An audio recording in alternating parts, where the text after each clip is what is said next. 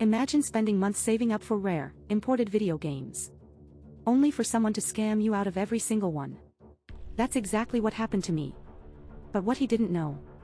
We were about to weaponize his biggest fear, and destroy his reputation forever. If you've ever been cheated, lied to, or straight up robbed by someone who thought they'd get away with it, you're gonna love this story. Hit like, subscribe, and let's dive into one of the most twisted, and satisfying, revenge plots of the 90s. Picture this, 1993. No Steam. No downloads. Just floppy disks, dial-up tones, and a handful of us PC gamers clinging to our prized collections like dragon hordes. My best friend and I. We were obsessed. We'd scrape together lunch money to order games from Germany, packages took weeks, cost a fortune, and half the time, the discs arrived warped. But it was worth it. Games like The Settlers, Doom 2, the Monkey Island series, these were our treasures. And then, he showed up. New kid. Let's call him Troy. Smug grin, always had some story about his uncle in the gaming industry. Said he had connections. Said he'd trade us rare titles for our originals. Seemed like a dream, until the first trade. The floppy he gave me. Corrupted. Unreadable. My friend's disc. Missing the copy protection, so the game wouldn't even launch. But Troy just shrugged. Must have been a bad copy. So we tried again. And again. And again. Months passed. We'd handed over every game we owned, and in return, nothing. Just a pile of useless plastic. And the worst part?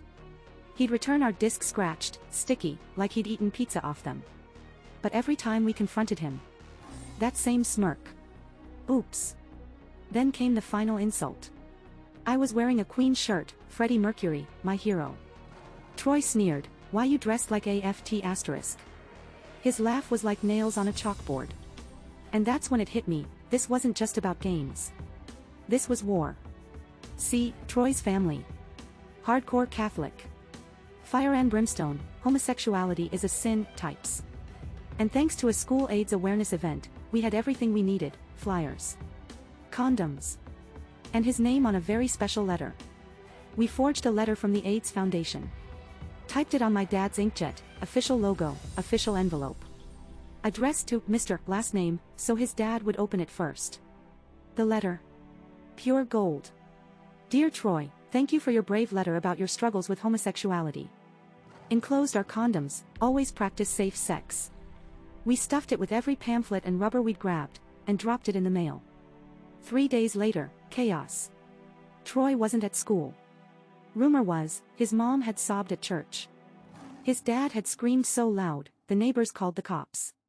And when Troy finally slunk back to class, pale, shaking, grounded for life, he cornered us, eyes wild, "Did you?" We played dumb. Did we what? But he knew. And when we finally confessed, oh, the tears. The tantrum. The principal's office, his parents screaming. Worth every second. He never scammed anyone again. And us? We got legend status. Was it harsh? Maybe. But after months of being treated like idiots, hearing him sob, "You ruined my life," was the sweetest sound in the world. Outro. Revenge isn't pretty. But when someone pushes you too far, sometimes, they earn what comes next. So what's your ultimate revenge story? Drop it in the comments, and if this gave you that oh so sweet justice itch, smash like, subscribe, and I'll see you in the next tale of perfect payback.